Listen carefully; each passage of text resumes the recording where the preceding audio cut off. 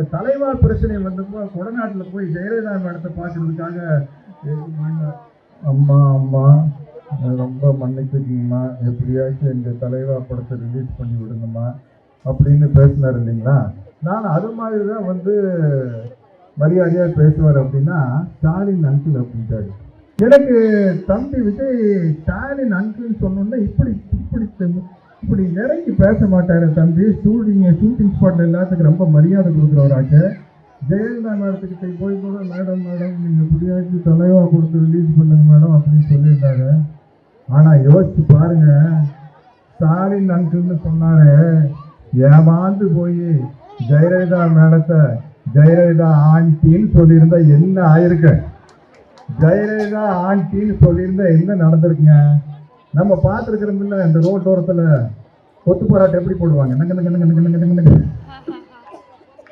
கொத்து போராட்டா போட்டு அதில் சில சமயத்தில் முட்டையை ஊற்றி முட்டையெல்லாம் கலந்து ஒரு கொத்து போராட்டா போட்டிருப்பாங்க. ஜெயலலிதா ஆண்டின்னு சொல்லியிருந்தாருன்னா அதுக்கப்புறம் நம்ம மேடையில் வந்து நான் ரெடிதான் வரவா வரவா அதெல்லாம் பாட முடியாது.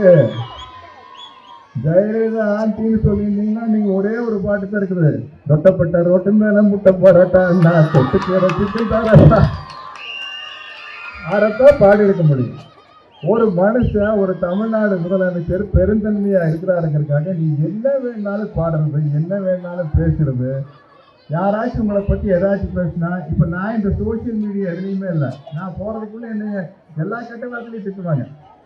சென்னை கெட்ட வார்த்தை, பெரம்பூர் கெட்ட வார்த்தை, மதுரை கெட்ட வார்த்தை, கோயம்புத்தூர் கெட்ட வார்த்தை, நார்த் இந்தியா கெட்ட வார்த்தை, எல்லா இதுலையும் வேணும். அவங்க முதலாளியே நாங்கள் நார்த் இந்தியாவில் டெல்லியில் தான் இருக்கிறாங்க. அதனால் அவங்ககிட்ட விசாரித்து நமக்கு அதை பற்றியெல்லாம் கவலை இல்லை. நம்மளாம் வந்து நான் பெரியாரோட ஆளுங்க இருக்கிறது நம்மளுக்கு கவலை